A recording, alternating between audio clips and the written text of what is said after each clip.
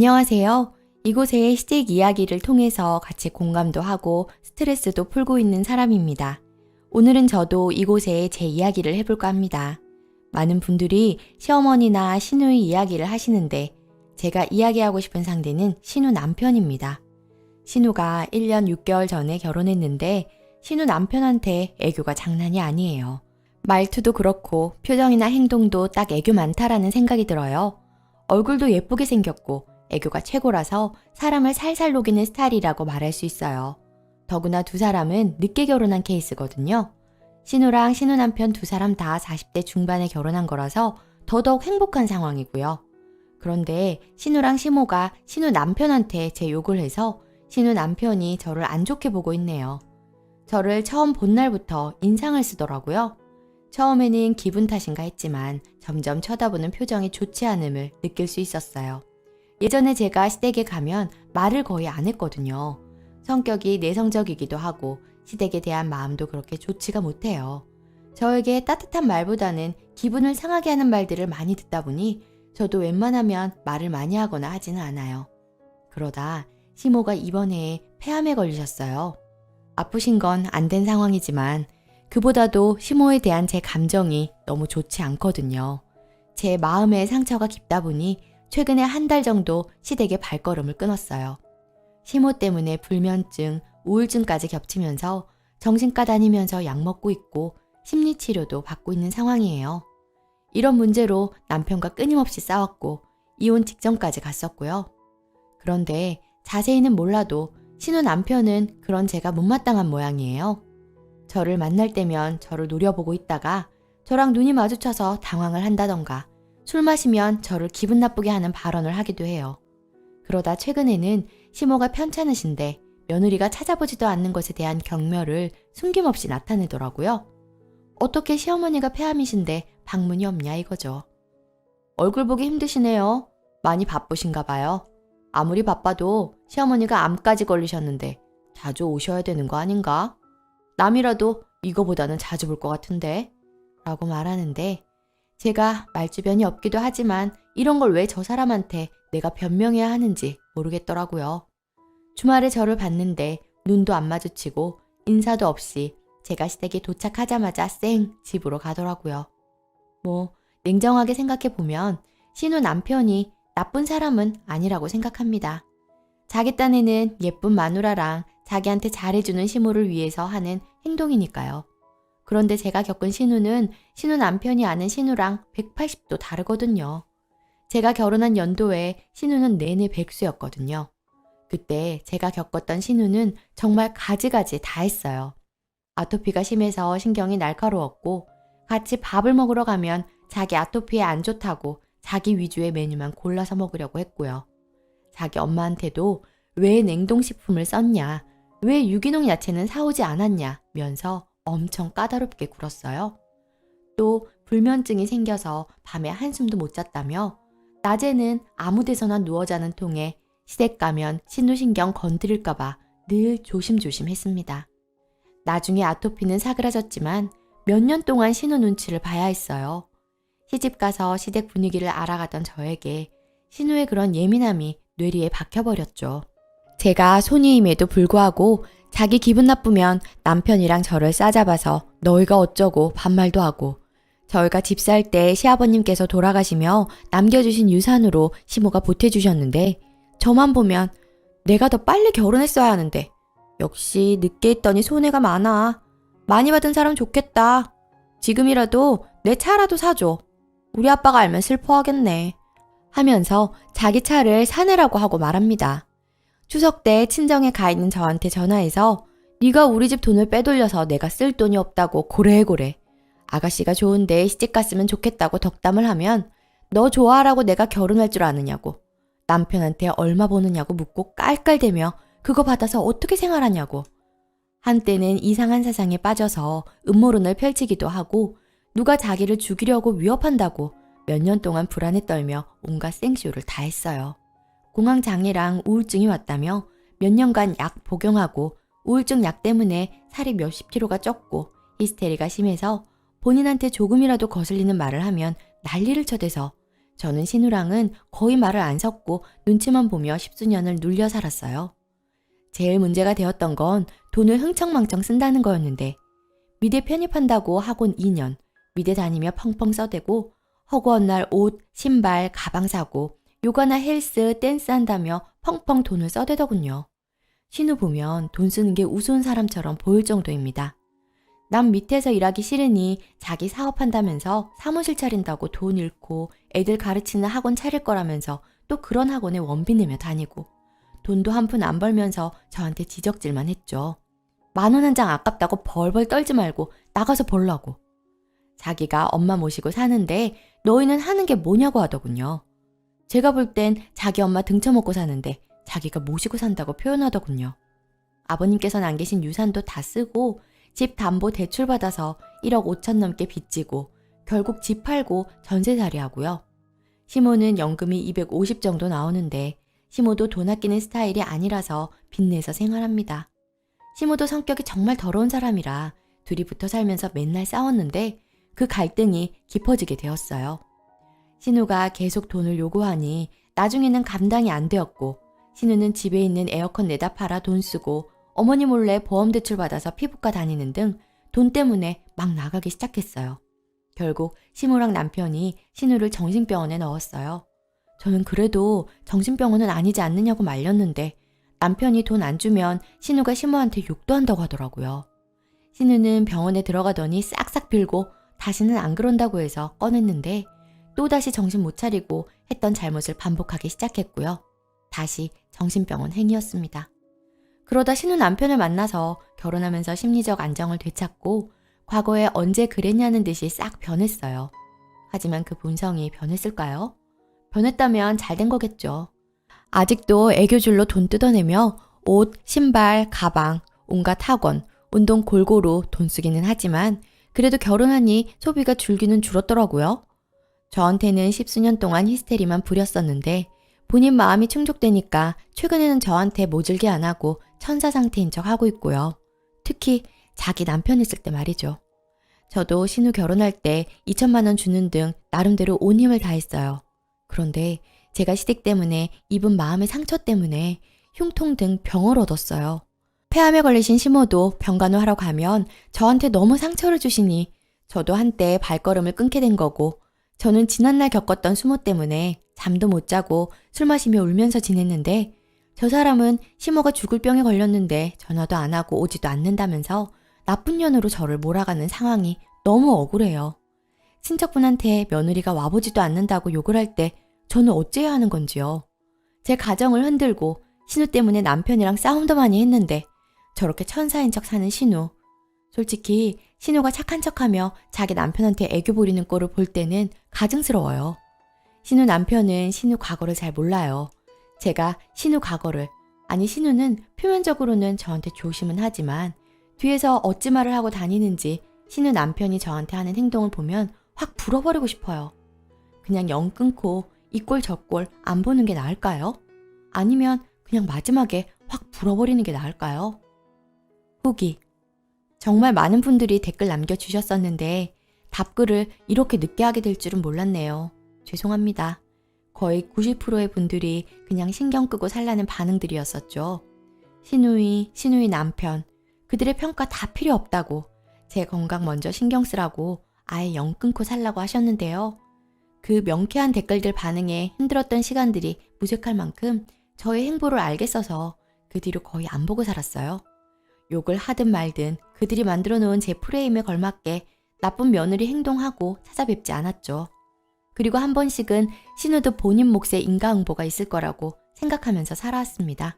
지금은 2년여가 지났고 시모는 작년에 돌아가셨는데 장례식 딱 하루 참석하고 안 갔어요.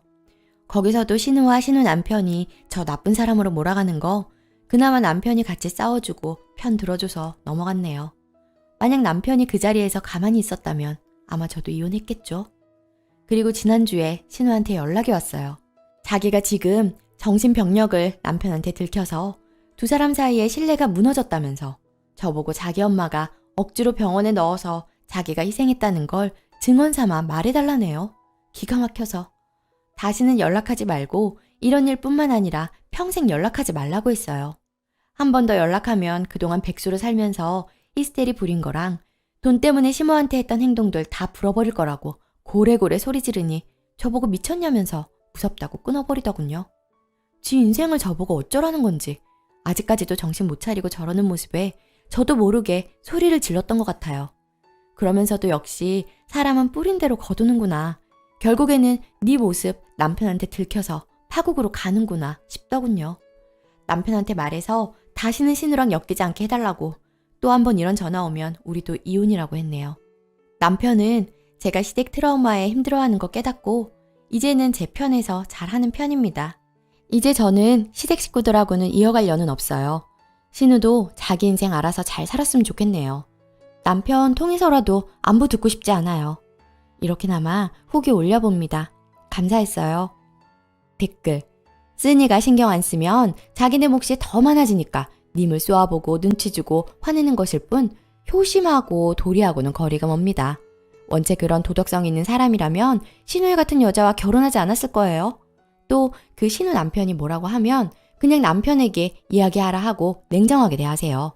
어느 한편 말만 듣고 님을 경멸한다는 건 그 사람이 경솔해서입니다. 경솔한 사람은 무시하세요. 오늘의 사연은 여기까지입니다. 안녕하세요.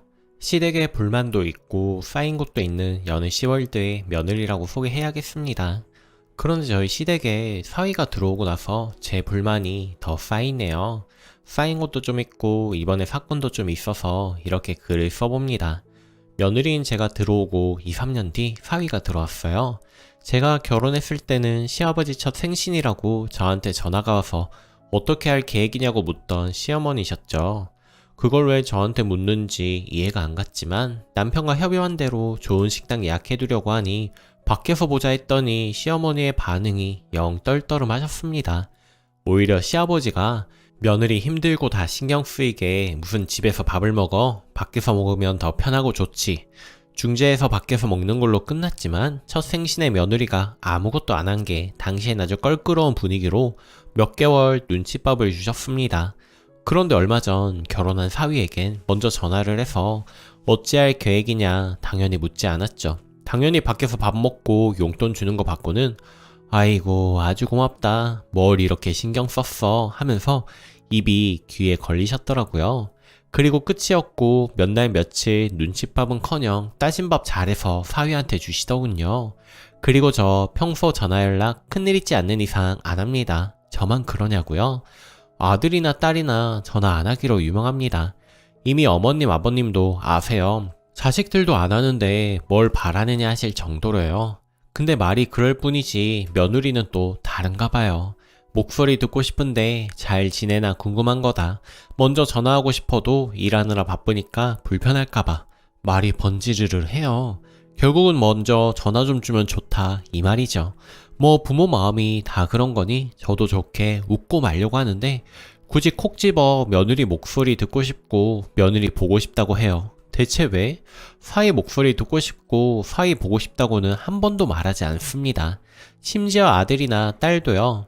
누가 보면 저를 세상에서 제일 예뻐하고 어하둥둥 하는 줄 알겠습니다만 실체는 다르니까요. 또 가족끼리 여행을 가게 되면 저한테 묻습니다. 갈 때 뭐 좀 준비해 가야 하지 않느냐.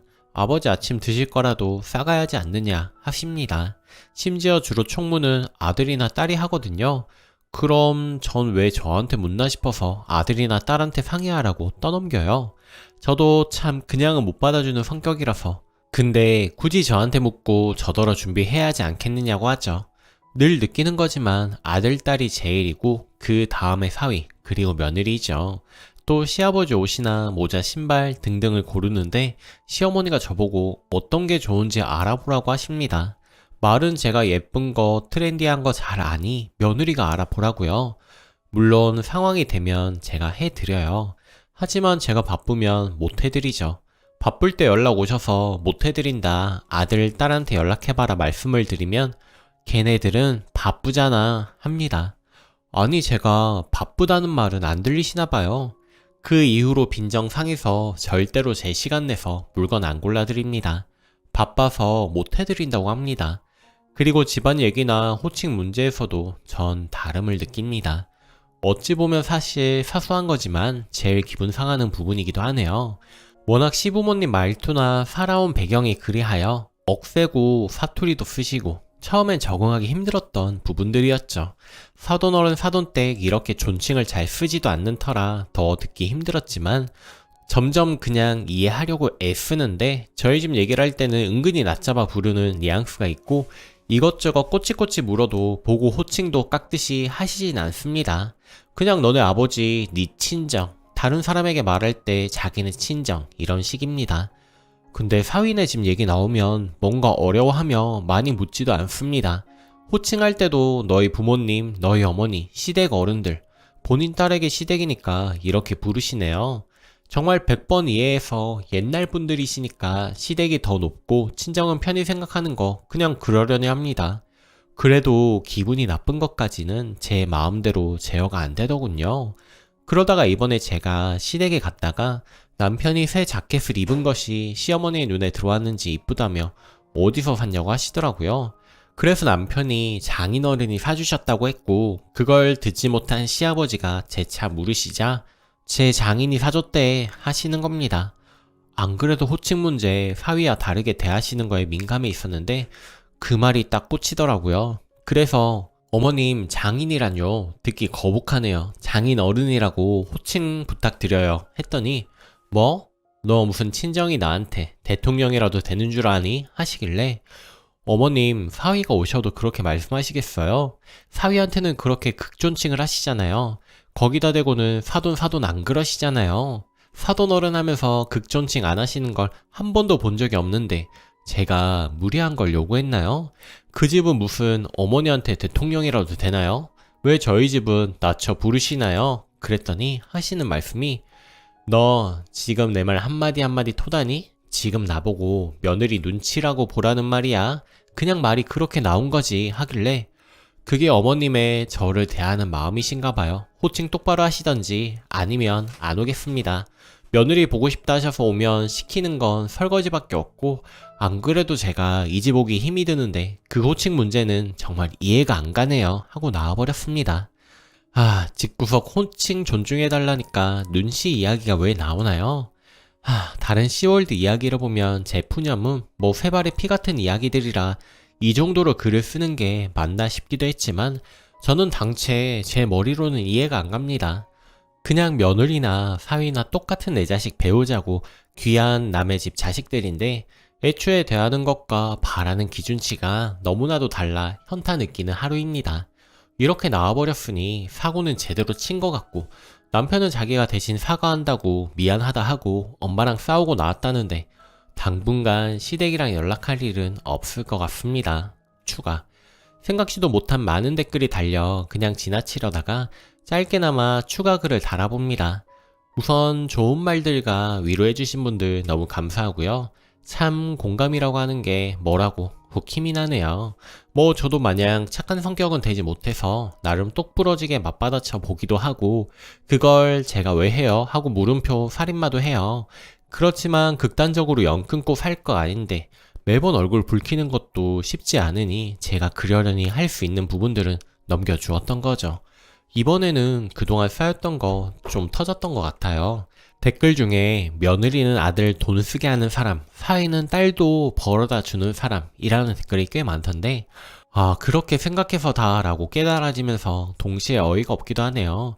저 치사하지만 남편보다 조금 더 잘 벌고요. 대략적이나마 벌이가 얼마 되는지 시부모님도 아실 텐데 그렇다고 며느리 어려워하지도 않습니다. 간혹 그런 분들도 계신 것 같지만 다 그렇지는 않더라고요. 도리어 잘 버는 건 그냥 잘 버는 거고 며느리는 며느리로 보나 봐요. 자기 아들이 어깨나 못 펴진 않을지 걱정이죠. 맞벌이 하는데도 늘 밥 걱정은 반찬 걱정은 저한테만 합니다. 사이 붙잡고 집에 먹을 건 좀 있느냐고 절대 안 물어보죠. 심지어 시누네 집은 사위가 요리를 잘해서 요리 담당인데도요.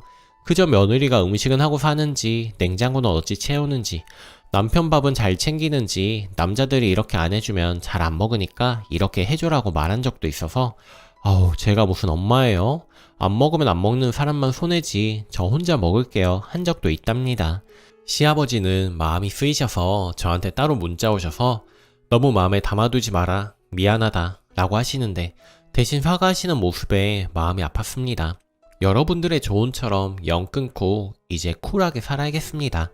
시모가 뭐라고 이렇게 저렇게 쩔쩔매면서 가서 설거지 담당하는지 생각해봐도 어이가 없네요. 남편에게도 말을 했고 이혼도 생각하고 있다고 중간에서 잘하라고 했더니 남편도 이번에 뼈저리게 느꼈는지 앞으로는 잘하겠다고 너 마음 풀릴 때까지 안 봐도 괜찮다고 하네요. 남편과 싸우고 시모에게 연락이 왔는데 대체 뭐가 그렇게 불만이냐고 짜증 섞인 목소리로 연락이 오더라고요. 저는 그 자체가 너무 어이가 없어서 어머니 남편이랑 이혼할까 생각하는데 어머님 때문에 너무 힘이 드네요. 앞으로 연락하지 말아주셨으면 해요 하니 시모가 순간 정적이 되더니 뭐라 하려고 했는데 그냥 끊을게요 하고 차단을 했습니다. 제가 좀 심했나 싶으면서도 그렇게 한번 하고 나니 너무 통쾌하고 후련하네요. 그냥 이제부터는 더 쿨한 며느리로 할 말하면서 살아야 할까봐요. 뭐 물론 앞으로 더 할 말이 있을지 모르겠지만 끝까지 읽어주시고 댓글 주신 여러분들 덕분에 큰 용기를 얻었고 다시 한번 감사드립니다. 댓글: 앞으로도 계속 이러면 씨가 얼굴 안 보고 사세요. 차별이 얼마나 거지 같은데요. 지금 며느리 어려워할 줄 모르니 어렵게 만들어 주셔야죠. 님이 그냥 그러려니 하시니 저분들도 평생 안 바뀝니다. 진짜 누울 자리 보고 다리 뻗는다는 말이 딱 들어맞는 게 시모 같습니다. 신혼초에는 못 모를 때라 배우자 부모님이니 잘해드려야지 생각하고 결혼 얘기 오갈 때부터 무슨 날만 다가오면 내가 먼저 챙겼는데 고마워하는 게 아니라 당연하게 생각하는 듯해서 점점 정이 떨어지더라고요. 챙기면 당연한 거고 안 하면 욕먹고요. 처음 몇 번은 내가 싫은 소리 잘 못하는 타입이기도 하고 다름을 받아들이자 넘어가는데 점점 호의를 권리로 알고 나를 우습게 보는지 가짜는 걸로 잔소리하길래 남편 같이 있을 때 난리 쳤습니다. 개념이 정말 이상하게 박혀있는 게 아들은 안 해도 괜찮고 며느리는 아들이 못하는 거 옆에서 챙겨야 한다고 얘기하더군요. 본인도 아들 30몇 년 그렇게 부모 챙기지도 않는 자식으로 키워놓고는 왜 귀한 남의 집 딸을 잡는지 이해가 안 돼요. 이젠 연락이고 뭐고 절대 안 합니다. 그 시간에 우리 부모님께 잘하는 게 훨씬 생산적입니다. 웃긴 게 챙겨줄 때는 뭐라도 되는 줄 기고만장하더니 내가 반응도 안 해주고 무시하기 시작하니 눈치를 봐요. 돌아보면 신혼채 1년 뭐 있을 때마다 양손에 뭐 들고 찾아간 건 정말 돼지목의 진주 목걸이였다고 생각합니다. 어디서 대접받아 본 적이 없어서 아들 결혼하면 며느리 만만하게 보는 것 같은데 며느리 하대하는 분위기의 집은 무시하는 게 최고입니다. 순이님 응원하겠습니다. 오늘 제가 준비한 사연은 여기까지입니다. 오늘도 낭만캐스터와 함께 행복한 하루 보내세요. 감사합니다.